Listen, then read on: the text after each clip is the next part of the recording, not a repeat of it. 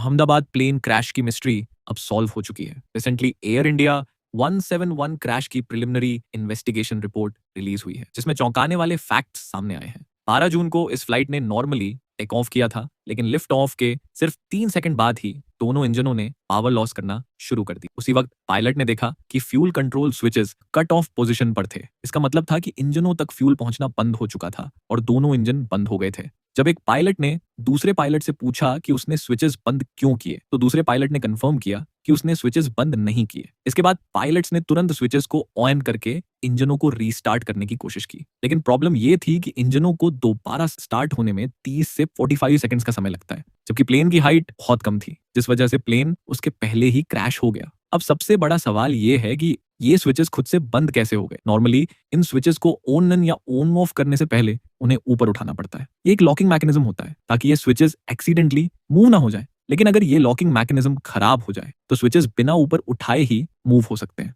ऐसा लगता है कि इस प्लेन में यह लॉकिंग मैकेनिज्म फेल हो गया था। टेक ऑफ के समय प्लेन में आई वाइब्रेशन या जी फोर्स के कारण स्विचेस अपने आप बंद हो गए। सरप्राइजिंगली ये कोई नया इशू नहीं है। साल 2018 में पता चला था कि कुछ बोइंग प्लेन्स के फ्यूल कंट्रोल स्विचेस अपने आप बंद हो रहे थे, क्योंकि उनका लॉकिंग मैकेनिज्म काम नहीं कर रहा था। इसके बाद अमेरिका की फेडरल एविएशन एडमिनिस्ट्रेशन ने एक एडवाइजरी जारी की थी कि जो एयरलाइंस बोइंग के इन प्लेन्स को ऑपरेट कर रही हैं, उन्हें तुरंत ये चेक करना चाहिए कि कहीं उनके स्विचेस बिना ऊपर उठाए मूव तो नहीं हो रहे। अगर ऐसा हो रहा है तो उन्हें तुरंत रिप्लेस किया जाए। लेकिन प्रॉब्लम यह थी कि वो बुलेटिन मैंडेटरी नहीं था, सिर्फ एक एडवाइजरी थी। इसीलिए कई एयरलाइंस ने इसे इतना सीरियसली नहीं लिया।